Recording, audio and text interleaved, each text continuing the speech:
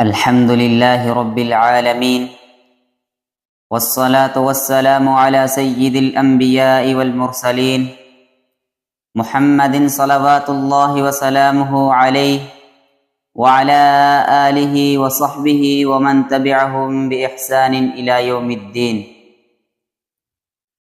أما بعد، قال الله سبحانه وتعالى: يا أيها الذين آمنوا اتقوا الله حق تقاته ولا تموتن إلا وأنتم مسلمون. يا أمة محمد صلى الله عليه وسلم، موضع لا كموضع، ومسجد لا كالمساجد، هو القبلة الأولى ومسر الرسول ومجمع الأنبياء وأرض المحشر والمنشر،